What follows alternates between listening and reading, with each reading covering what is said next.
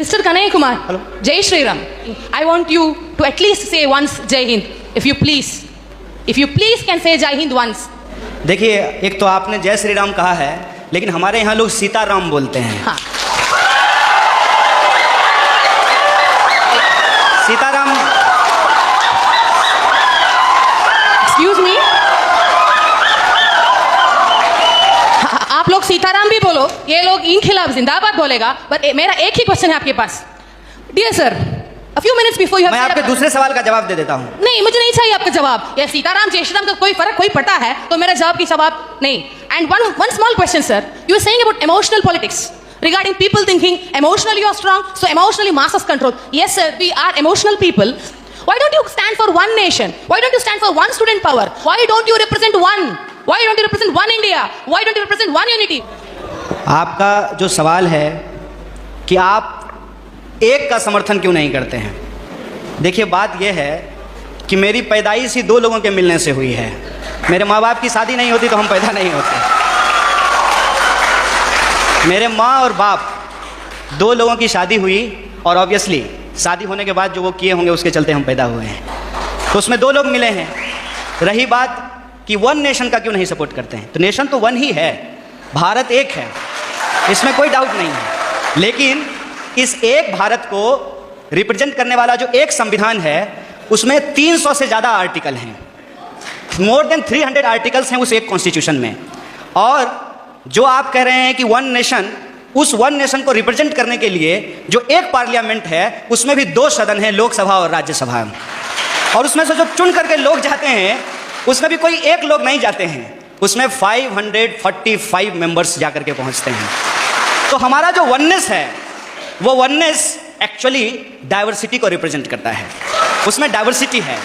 और आपने जो सवाल पूछा जय श्री राम आप बोलिए, ये आपकी आज़ादी है, आप जय श्री राम बोलिए, जय हनुमान बोलिए, आपको जो बोलना है बोलिए, क्योंकि इस बात को बोलने की इजाज़त हमको हमारा संविधान देता है। इसीलिए मैं आपसे ये आग्रह करूँगा कि आप कभी कभी उस संविधान की भी जय बोलिए जो आपको बोलने की आज़ादी देता है। और रही बात मेरी, तो मैं आपको बता दूं, मेरा तो जन्म ही मिथिला में हुआ है। मेरा जो घर है वो घर जिस डिस्ट्रिक्ट से मैं आता हूं उसका नाम बेगूसराय है और वो मिथिला में होता है। अगर आप मेरे यहाँ आएंगे तो आपको बड़ी आश्चर्य लगेगी। हमारे गांव में हर साल ये जो अगहन का महीना होता है हिंदी का, उसमें अयोध्या से बारात आती है और लड़के आते हैं बाराती बन करके, और राम लक्ष्मण आते हैं बर बन करके। और हमारे गांव में राम जानकी मंदिर है जहां पे हर साल राम विवाह होता है। और मैं मज़ेदार बात आपको बताता हूं, मिथिला के जो लोग होते हैं वो राम जी को गाली देते हैं। पता है क्यों?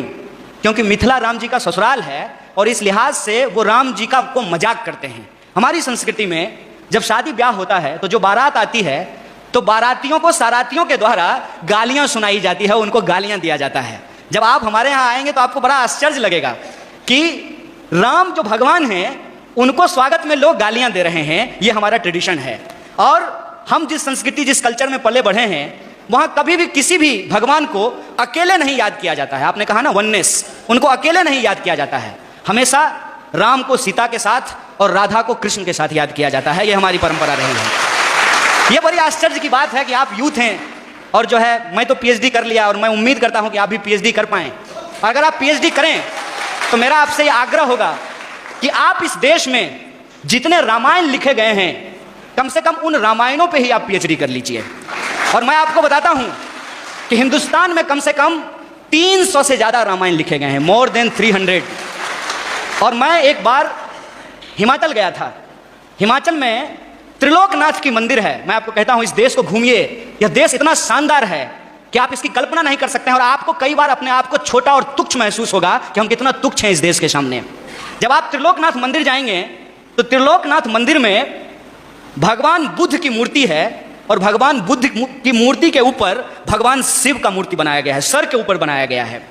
और उस मंदिर में पहले हिंदू साधु आते हैं जो प्रार्थना करते हैं, उसके बाद बुद्धिस्ट मोंक आते हैं जो वहां जाकर के परिक्रमा करते हैं। ये हिंदुस्तान की खासियत है। ये हिंदुस्तान की खासियत है कि वहां जो लाहौल, मैं उस जिले की बात कर रहा हूं और मैं फैक्चुअली अगर गलत हूंगा तो आप मुझे करेक्ट कीजिएगा। लाहौल जिले में जहां ये मंदिर है वहां की जो भाषा है लाहौली, वहाँ का जो रामायण है जो लाहौली भाषा में लिखी गई है, उस रामायण में सीता का अपहरण रावण नहीं करते हैं, बल्कि रावण सीता के पिताजी हैं उस रामायण के हिसाब से। सीता एक्चुअली रावण की बेटी है लाहौली रामायण के हिसाब से, और राम ने प्रेम विवाह करके सीता से शादी कर ली, इसलिए रावण और राम का युद्ध होता है। ये हिंदुस्तान की खासियत है। देखिए, आई डोंट नो कि आपको किसने और क्यों दिमाग में इन चीज़ों को डाला है, लेकिन मैं आपको कहता हूं कि इस देश में जो लोग पैदा हुए हैं उनके लिए इससे ज़्यादा गौरव की बात नहीं हो सकती है। अगर आप हिमाचल जाएंगे तो आपको महसूस होगा कि आप स्विट्जरलैंड में हैं, और अगर आप मैंगलोर और गोवा के बीच पे सोएंगे तो आपको लगेगा जैसे मियामी के बीच पे लेटे हुए हैं। अगर आप इस देश के मैदानों में घूमेंगे तो आपको लगेगा कि ये अमेरिका के उस ग्रीन मैदान से भी ज़्यादा बड़ा मैदान है। अगर आप दक्षिण के पठारों में घूमेंगे तो इसकी अपनी एक खास बात है। अगर आप छोटा नागपुर के पठारों में घूमेंगे तो वह खनिज संसाधनों से भरा हुआ है। मैं आपसे यही कहना चाहता हूँ, आपका देश आपका है, जैसे आपकी माँ आपकी है, और आप अपनी माँ से यदि प्यार करते हैं तो ये आपका निजी मामला है। लेकिन जब आप रोड पे चल रहे हो, कोई आए कोई भी रंग का झंडा लेकर के और कोई भी नारा लगा करके, चाहे वो इनकलाब जिंदाबाद बोले या जय श्री राम बोले, वो नारा लगा करके, वो झंडा दिखा करके आपसे कहे कि तुम अपनी माँ से प्यार करते हो, जरा करके दिखाओ, तो आपका क्या जवाब होगा? यह देश हमारा है, इस देश से हम प्यार करते हैं, और हमारे लिए, इस बात को याद कीजिएगा, हमारे लिए प्यार नुमाइश की चीज नहीं है। हम प्रेम करते हैं और अपने दिलों में लेकर के घूमते हैं। बहुत बहुत शुक्रिया, बहुत बहुत धन्यवाद।